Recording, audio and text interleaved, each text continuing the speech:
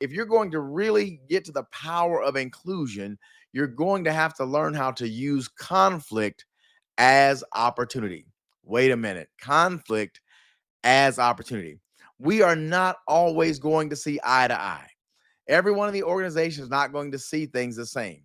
What we have to do is to create a culture where conflict gives us an opportunity to be expressive while being respectful, while being considered. So I got to have all of them. I have to have my expression, but I have to have respect.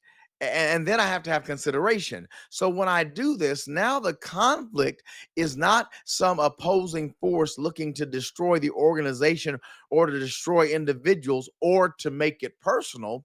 But we remember collaboration requires a common goal. And so if we have a common goal within the organization, conflict means we may not agree, but that opportunity may be an opportunity to merge two opposing ideas to come up with one better one. Or it may be that we yield this time to this idea and yield that time to the next, not from a scorekeeping perspective, but for what's best for our organization.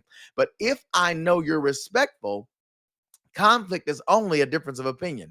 Conflict does not mean that we're fighting to the death, that we're going tooth and nail at each other. That is not what that means. But when we don't agree, we have to be able to look at that as an opportunity to, first of all, understand the other person's perspective.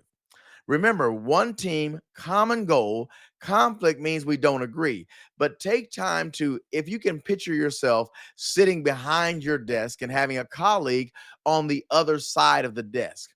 If you're going to get to a place where we're going to use conflict as opportunity, one of us needs to get up from one side of the desk and go to the other side of the desk and join our colleague there. Why? Because we are on the same team and we have one common goal. Now, the key is when we get here, we don't have to agree. Agreement is not necessary in the creative process.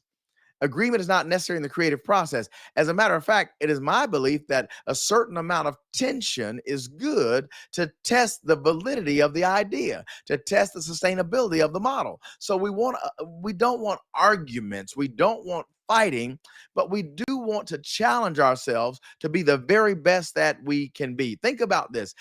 For many years, I used a personal trainer in my health and wellness journey. Why would I do that? I don't know. Maybe I was a glutton for punishment. You know how it goes. But really, the reason I used a personal trainer is because we had a common goal of me being healthy.